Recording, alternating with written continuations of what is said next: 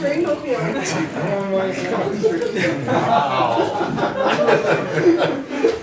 Thank you. My name's Adam Johnston. I'm quite nervous about this presentation. I'm pretty new to this research topic. I was just brought on the research team by my advisor, Dr. Inglefield, and he thought it would be good for me to present at this conference. He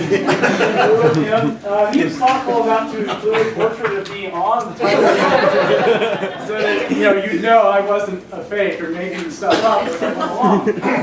So this talk, as far as I understand it, is about Moss-Bauer spectroscopy in archaeology and archaeometry, which is fascinating because there's so many metries in and scopies, actually.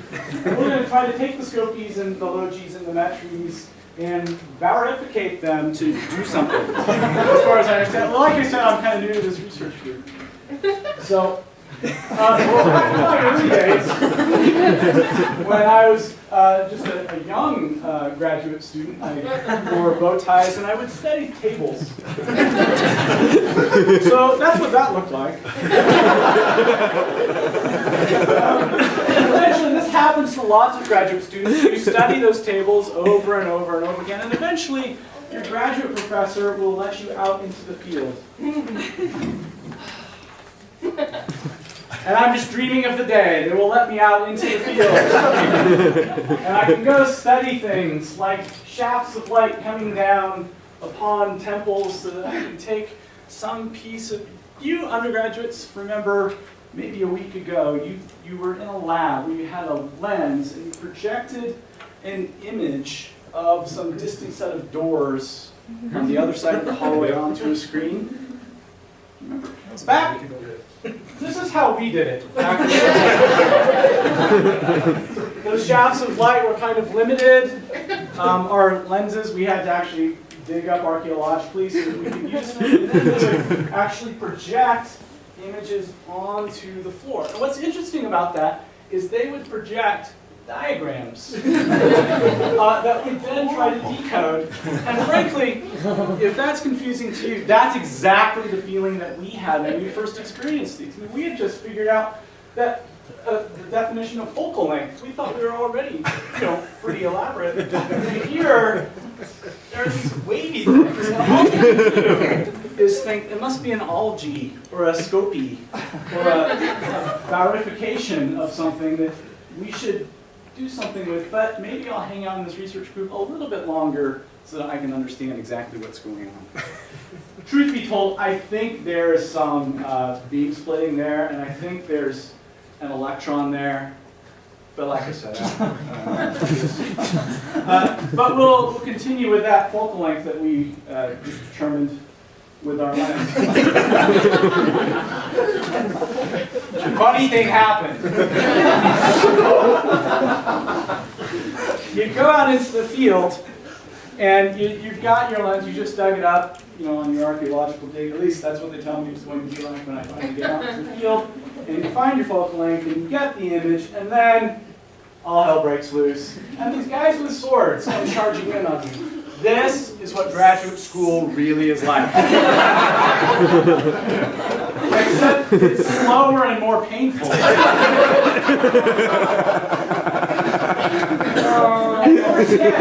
You'll notice it's not just one brute with an animal skin and a sword. It's all of these swords.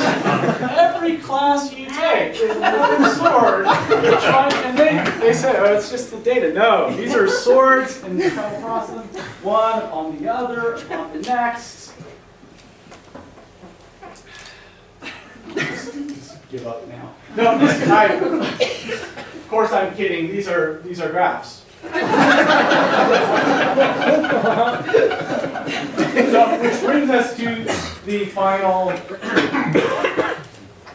slide. It's funny, when you're new to the research group, you forget how many slides you actually were supposed to present. But at the end of graduate school, here's the great thing, I'm told, is that eventually they'll get to some point where all of those edges get smoothed out. And you will get that golden egg at the end of your... This is an image of the golden egg. Dr. Inglefield superimposed me again to remind me that someday I would get to that point in my career. But for now, it's a very theoretical kind of instance where we just do these curves where we round out those swords, smooth them out. It's called, there's analyses called data smoothing and other corrective factors that people use all the time. We try to fit them in such a way that they look nice and smooth and frankly appealing so that we'll actually want to finish graduate school. So that's really the point of the talk as far as I know. And it's funny because you get to witness right here in front of you me realizing maybe this research group isn't the one for me after all. And so now that we've all had that realization, I'll just leave it up for questions that I couldn't answer. Yes, Dr. Schroeder? Once you finally get your hands on that golden egg, you're home free, right? That's what I'm told. It's funny how the professors never tell me about what happens after that. Maybe there's a reason. Yeah, I'm sure it's just fine after that. Curtis. When you're out in the field, how do you deal with like certain fascist military forces out in the field? Oh, swords. Yeah, I forgot to mention that you get to carry your own swords. Professors' swords are much bigger than your own, but the fascist regimes, you can take care of those. I carry a whip as well. That's just personal preference. Yeah. Other questions? Yes. So in my experience, when you start grad school, you start working with a new research group, you always think it's only going to be 5 slides until you're done. So yeah, I was expecting another slide or 2 or 3. Yeah. So Yeah. how many slides are you going to get out in 5 slides? It's exactly as many as my advisor tells me. And you students aren't laughing right now? All right, good luck with that.